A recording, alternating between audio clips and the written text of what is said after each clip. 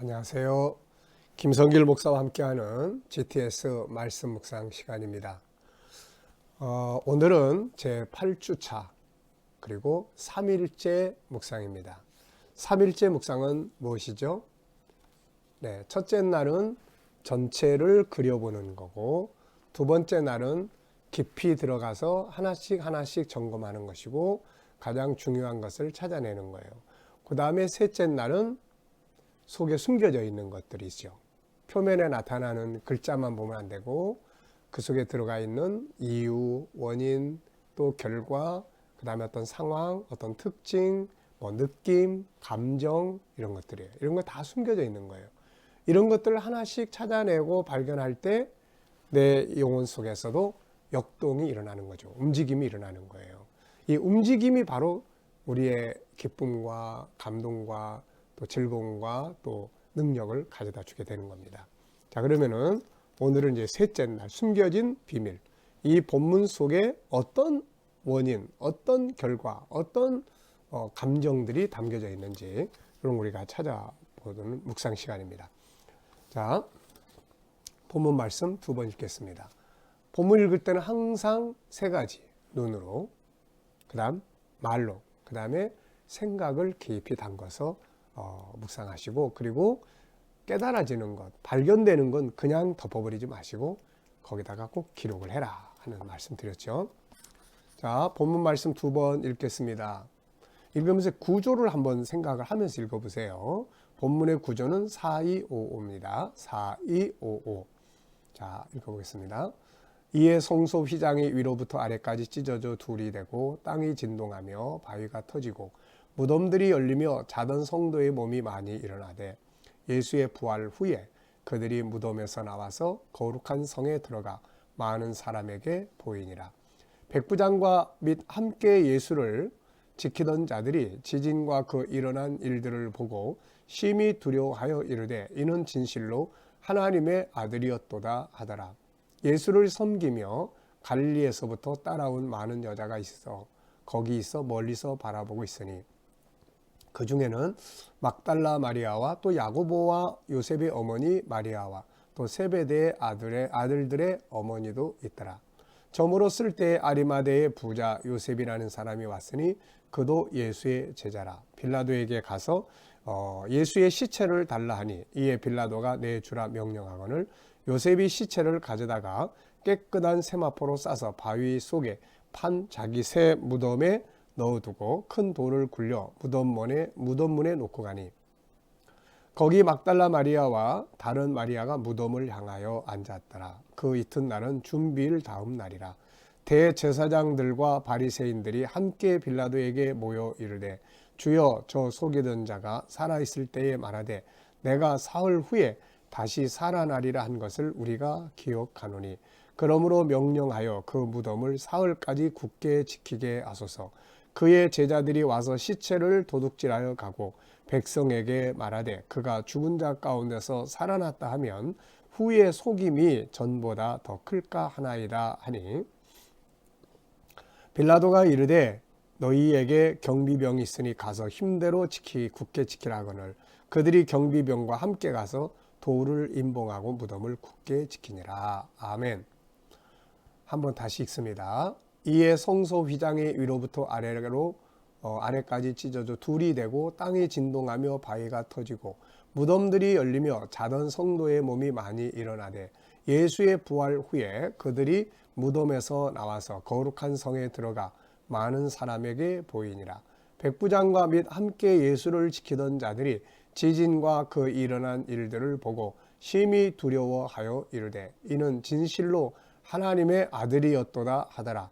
예수를 섬기며 갈릴리에서부터 따라온 많은 여자가 거기 있어 멀리서 바라보고 있으니 그 중에는 막달라 마리아와 또 야고보와 요셉의 어머니 마리아와 또 세베대의 아들들의 어머니도 있더라. 저물어 쓸 때 아리마대의 부자 요셉이라는 사람이 왔으니 그도 예수의 제자라. 빌라도에게 가서 예수의 시체를 달라 하니 이에 빌라도가 내주라 명령하거늘 요셉이 시체를 가져다가 깨끗한 세마포로 싸서 바위 속에 판 자기의 새 무덤에 넣어 두고 큰 돌을 굴려 무덤 문에 놓고 가니 거기 막달라 마리아와 다른 마리아가 무덤을 향하여 앉았더라. 그 이튿날은 준비일 다음 날이라. 대제사장들과 바리새인들이 함께 빌라도에게 모여 이르되 주여 저 속이던 자가 살아 있을 때에 말하되 내가 사흘 후에 다시 살아나리라 한 것을 우리가 기억하나니 그러므로 명령하여 그 무덤을 사흘까지 굳게 지키게 하소서. 그의 제자들이 와서 시체를 도둑질하여 가고 백성에게 말하되 그가 죽은 자 가운데 살아났다면 후에 속임이 전보다 더 클까 하나이다 하니 빌라도가 이르되 너희에게 경비병이 있으니 가서 힘대로 굳게 지키라 하거늘 그들이 경비병과 함께 가서 돌을 인봉하고 무덤을 굳게 지키니라. 아멘. 자, 그러면은 셋째 날 질문 한번 보겠습니다. 예수님이 십자가에 돌아가셨을 때 성전의 휘장이 위로부터 아래로 찢어졌어요. 자, 위로부터 아래로 쫙 찢어지니까 이렇게 두 쪽이 되고 가운데 길이 열린 것이죠. 자, 왜 찢어졌을까요? 구약은 이 안에 못 들어갔어요. 구약은 가운데 휘장이 딱 가로막혀서 일반 성소, 지성소 그 안에 못 들어갔습니다. 그런데 예수님께서 자기의 육체를 십자가에서 다 찢으심으로 예수님을 통해서 들어갈 수 있게 된 거죠. 그래서 요한복음 14장 6절에 있는 것처럼 내가 길이다. 그분이 이제 길이에요. 그래서 그분의 이름으로 들어가면 되는 거죠. 자, 그래서 하나님께 나아가는 길이 열려지는 것을 보여준 것이다.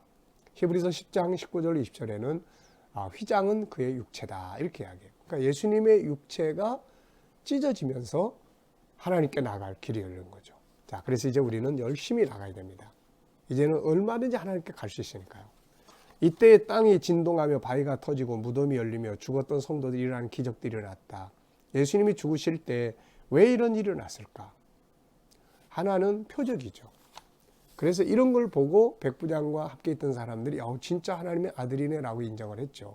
표적. 또 하나는 부활을 보여주는 거예요. 부활. 죽은 자는 살아날 수 있다? 이 부활을 보여주는 거예요. 부활.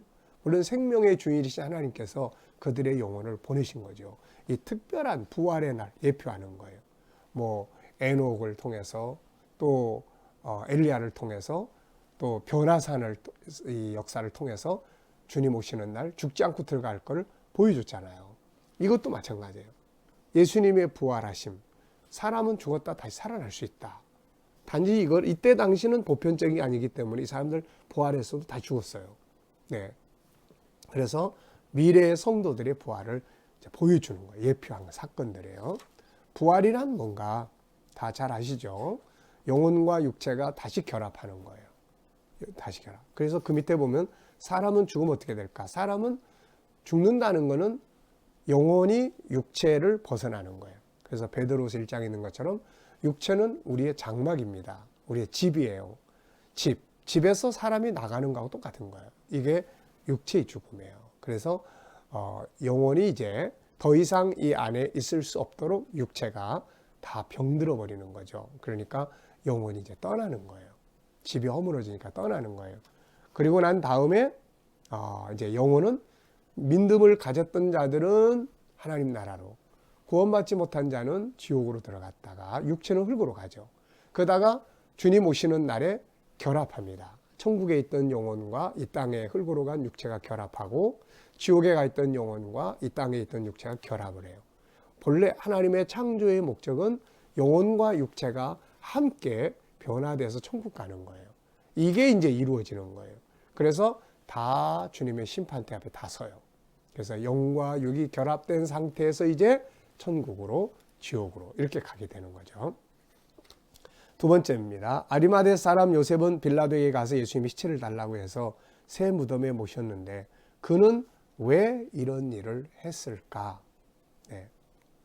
내용을 보면은 이 사람은 예수님의 제자다 이렇게 썼어요.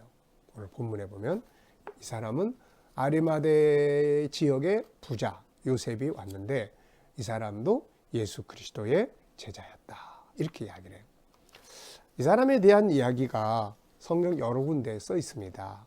누가복음 23장 50절에는 이 사람이 산헤드린 공회의 의원이에요. 그러니까 그날 밤에 그 자리에 있었어요. 그러면서 이 사람은 예수님을 죽이는 일을 반대했다. 이렇게 이야기를 하죠. 그러면서 그는 의로운 사람이다. 또 다른 곳을 보면은 하나님의 나라를 기다리는 사람이다. 이렇게 이야기를 해요. 그러면서도 요한복음 19장을 보면은 이 사람이 또 유대인들을 두려워해서 자기가 예수님의 제자라는 사실을 이렇게 좀 나타내지 아니했다. 이렇게도 또 써놓고 있습니다. 자, 이런 걸 보면은 이 사람은 예수님의 제자지만 그래서 산헤드린에서 예수님 죽이는 것을 동의하지 않았고, 그러면서도 또 한편에서는 사람이기 때문에 예수님의 제자라는 것을 드러내지는 못했죠. 이게 아마 마음에 큰 부담도 됐을 거고, 그리고 그 사람이 그런 신분도 있고 하기 때문에 빌라도에게 가서 시신을 달라고 했다. 그리고 가서 자기 무덤에 모셨다. 자기 역할을 발견한 거죠, 여기서. 네, 아주 참 좋은 사람이에요. 네. 이 사건에서 느끼는 건 뭔가? 자, 몇 가지 적어봤습니다. 제자는 고난에도 동참해야 된다. 참된 헌신은 이렇게 필요할 때, 지금 이 상황에서 누가 그분의 시신을 제대로 안전하게 장례를 하겠어요? 다 무서워 벌벌 떠는데, 이때 용기를 내가지고 예수님의 시체를 자기의 새 무덤에다가 모심으로써 아버지의 뜻을 이루어가는 이 절차가 완성이 된 거죠. 그리고 무엇보다도 우리가 여기서 이 사람한테 꼭 배워야 될 거는 어떤 상황을 보면서 저건 나의 일이야. 저건 내가 해야 될 일이야. 이걸 깨닫는 거죠. 예. 누가 딴 사람 하면 되지 뭐, 이게 아니고 저건 내가 할 일이다. 그리고 용기를 낸 거죠. 이런 게 필요합니다. 우리가 어디 가든 뭘 하든 뭐 어떤 이야기들이 들려올 때 저건 내 일이야. 내가 해야 될 일이구나. 때로는 이제 강단에서 뭐가 필요합니다. 그럴 때 어떤 성도들은 저건 내 일이구나. 내가 해야 되겠다. 이렇게 사명감을 느끼는 사람들이 있어요. 네, 이게 중요한 겁니다. 세 번째 질문이에요. 대제사장들과 바리새인들은 예수님이 죽으신 후에 사흘 후에 다시 살아나리라고 하신 말씀을 알고 있었어요. 그런데 그들은 이걸 믿지 못하고 제자들이 시체를 훔쳐다가 숨겨놓고 살아났다고 할 수 있으니 굳게 지키자고 하죠. 왜 그들은 믿지 못하고 이런 의심을 했을까? 자, 이걸 보면은 아는 것과 믿는 것은 또 다른 것 같아요. 이 사람들 알고 있습니다, 지금. 그 사람이 예수님이 3일 후에 다시 살아난다고 했으니까 3일 동안 지켜야 된다. 3일 만에 살아난다고 했는데 이걸 왜 믿지 못하고 있었을까? 알면서도 믿지 못하는. 노아의 방주를 건축할 때 참여했던 사람도 분명히 있을 텐데 방주에 들어가지 않는 것과 똑같은 거죠. 오늘날도 교회 일에 와서 봉사도 하고 교회 건축할 때 공사일도 하지만 예수 안 믿는 경우하고 이게 똑같은 것 같아요. 자, 그래서 아는 것을 믿고 행동한다는 것은 정말 중요한 일입니다. 왜 믿지 못하고 의심했을까? 사도 바울은 고린도서 4장 3절로 4절에서 이게 세상 신이 우리의 눈을 가리고 있기 때문이다. 이렇게 이제 이야기를 해요. 안 믿는 사람들은 세상 신이 눈을 가리고 있기 때문이다. 현실적으로는 자기들의 기득권을 지키는 일에 막 지금 불이 붙어 있기 때문에 다른 거 하나 눈에 안 보이겠죠. 만약에 예수님이 제자들이 훔쳐다가 살아났다 이런 이야기가 퍼져나가면은 보통 문제가 아니다 이거. 이런 고민을 한 거죠. 참 어리석고 미련한 고민이죠. 자, 우리는 예수님이 미리 하신 약속의 말씀을 어느 정도 알고 믿고 있는가? 내가 알고 있는 예수님의 약속의 말씀을 두 가지만 기록해 보자. 자, 우리가 예수님의 말씀들 중에서 약속하신 것, 기억하는 말씀, 그분이 약속한 말씀 두 가지만 한번 써보십시오. 어떤가 주님이 약속했죠? 저는 두 가지 썼는데 하나는 다시 오실 것이다. 또 하나는 함께 하겠다. 이걸 썼는데 그러면 이제 여기서 우리가 질문이 떠오르는 게 있어요. 그렇다면 이걸 알고 있는 우리는 예수님의 재림을 믿고 있다? 알고 있다? 그럼 믿었다? 그러면 재림을 준비하기 위해서 내가 어떤 삶을 살아야 하는가? 이게 이제 필요한단 말이에요. 예수님이 함께 한다고 한 약속의 말씀을 난 그걸 믿어. 그러면 함께 하신다고 하는 걸 믿으면 그분과 이제 어떤 같이 사는 삶이 있어야 되는데 어떻게 소통하고 어떻게 같이 살아야 되나? 만약에 이렇게 이런 게 없다면 재림 믿어. 그게 무슨 의미가 있을까요? 함께 하신다는 걸 난 믿어. 난 알고 있어. 그 성경 구절 기억해. 근데 그분과 소통하는, 교제하는 게 아무것도 없다면은 그게 무슨 의미가 있을까? 네. 자, 우리가 깊이 생각해 봐야 될 부분들이에요. 우리가 여러분들이 어떤 말씀을 알고 있고 그걸 믿는다면 그 믿는 말씀을 내가 행동으로 옮겨볼 수 있는, 그래야 그 말씀이 이제 능력이 되고 역사가 일어나는 거죠. 자, 네 번째입니다. 이 사건에서 가장 중요한 특징은 무엇이라고 봅니까? 저는 역시 휘장이 찢어진 거죠. 그리고 길이 열리는 거. 이게 얼마나 역사적인 일인지, 네. 감사한 것. 역시 휘장이 찢어지는 거예요. 예수님의 육체가 찢어지는 거예요. 우리가 하나님께 갈 수 있는 길을 만들기 위해서죠. 정리하면서 기억에 남는 것. 바리새인과 대제사장들의 행동이에요. 알면서도 기억하면서도 믿지 않는 거. 이게 참 중요한 의미를 주는 것 같습니다. 오늘 말씀 속에서 느껴지는 하나님의 마음 뭔가? 하나님이 이러실 것 같아요. 야, 내가 휘장 다 이제 찢었어. 가로막는 장애물 다 찢었으니까 너희들 열심히 나한테 와. 근데 우리는 휘장이 찢어졌습니다. 믿습니다. 갈 길이 열렸습니다. 여기까지만 하는 경우가 많아요. 여기까지만. 열심히 이제 나가야 돼. 기도하는 자리에. 말씀 앞에. 열심히 주님 앞에. 계속 부지런히. 근데 너무 바빠요. 너무 세상 것들이 재밌고. 너무 바쁘고. 그러니까 휘장이 찢어진 걸 믿습니다. 나는 이제 길이 열렸음을 믿습니다. 여기까지만 하고 안 들어가 이제. 이거 참 문제가 되는 거예요. 우리가 이걸 꼭 기억해야 될 것 같아요. 열심히 성경 앞에 펼쳐놓고 시간, 이젠 하나님과 내가 언제든지 만날 수 있음을 믿습니다. 찬양도 열심히 듣고 하나님 앞에 나가서 기도하는 일도 좀 부지런히 하고. 네. 자, 하나님은 이제 다 해놨으니까 들어오라. 만나자. 이제 이런 이야기를 하시겠죠. 질문 2개 만들어 봅니다. 나는 찢어진 휘장 안으로 얼마나 열심히 들어가고 있는가 하는 질문을 해봤고요. 나는 대제사장들과 바리새인들과 뭐가 다른가? 그들은 아는데 안 믿었어요. 나는 믿는데 행동이 없다. 비슷하지 않을까 싶은 생각이 듭니다. 오늘 묵상을 통해서 발견한 건 무엇입니까?